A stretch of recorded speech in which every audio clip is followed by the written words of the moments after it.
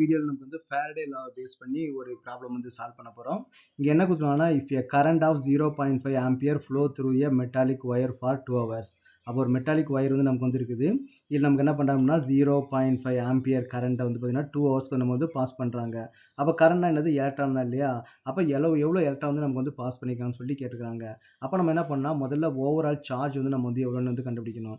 அப்போ சார்ஜ் கண்டுபிடிக்கிறது Q = IT வந்து நமக்கு வந்து ஃபார்முலா. ஐன்றது என்னது, கரண்ட். எவ்வளோ கரண்ட் பாஸ் பண்ணியிருக்கிறோம், 0.5 ஆம்பியர் வந்து பாஸ் பண்ணியிருக்கிறோம். டைம் வந்து நம்ம வந்து செகண்ட்ல வந்து கொடுக்கணும், இங்கே ஹவர்ஸில் வந்து இருக்குது.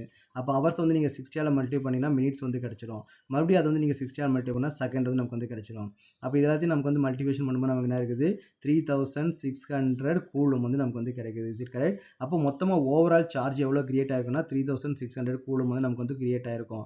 நமக்கு தெரியும் 1 மோல் எலக்ட்ரான்ஸ், ஓகே, 1 மோல் எலக்ட்ரான்ஸோட சார்ஜ் நமக்கு எவ்வளோ இருக்குன்னு பார்த்தீங்கன்னா 1 மோல் எலக்ட்ரான்ஸோட சார்ஜ் நமக்கு எவ்வளோ இருக்கும் பார்த்தீங்கன்னா 96,487 வந்து இருக்கும்.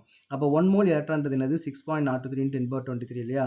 அப்போ 96,487 வந்து சார்ஜ் நமக்கு வந்து எத்தனை எலக்ட்ரான் கிரியேட் பண்ணும் பார்த்தீங்கன்னா 6.023 × 1023 வந்து நமக்கு வந்து கிரியேட் பண்ணும். இன்ட்டு வந்து நமக்கு பார்த்தீங்கன்னா இப்போ நமக்கு எவ்வளோ இருக்குது, 3600 தான் இருக்குது இல்லையா? அப்போ இது நம்ம சால்வ் பண்ணும்போது நமக்கு வந்து எவ்வளோ ஆன்சர் வரும்னு பார்த்தீங்கன்னா, இதை சால்வ் பண்ண நமக்கு என்ன வந்து பார்த்தீங்கன்னா 0.2247 × 1023 வந்து வருது.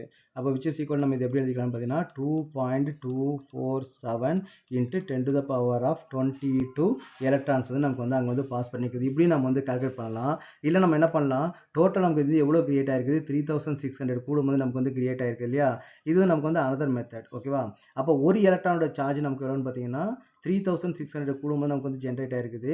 ஒரே ஒரு எலக்ட்ரானோட சார்ஜ் நமக்கு என்ன பார்த்தீங்கன்னா 1.6 × 10⁻⁻19 இல்லையா? இது வந்து ஒரே ஒரு எலக்ட்ரானோட சார்ஜ். அப்போ டோட்டல் சார்ஜை நீங்கள் வந்து டிவைட் பண்ணீங்க அப்படின்னா நமக்கு எவ்வளோ கிடைக்கும் பார்த்தீங்கன்னா 2.5 × 10⁻22 எலக்ட்ரான்ஸ் வந்து நமக்கு வந்து கிடைக்கும். ஸோ இந்த ரெண்டு மெத்தடில் எது வேணாலும் நீங்கள் வந்து சூஸ் பண்ணிக்கலாம். இது வந்து ஃபிசிக்ஸில் வந்து இந்த மெத்தட் வந்து நமக்கு வந்து இருக்கும்.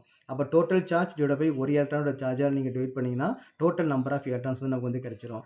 இல்லை நீங்கள் இந்த மாதிரி கூட நீங்கள் வந்து பண்ணலாம். 1 மோல் எலக்ட்ரானோட சார்ஜை நீங்கள் சப்ஸ்டிட் பண்ணிட்டு எத்தனை எலக்ட்ரான்ஸ் இருக்குன்றதை நம்ம வந்து கண்டுபிடிக்கலாம். உங்களுக்கு வந்து எது வந்து சிம்பிளாக தெரியுதோ அந்த மெத்தட் நீங்கள் வந்து ஃபாலோ பண்ணிக்கங்க.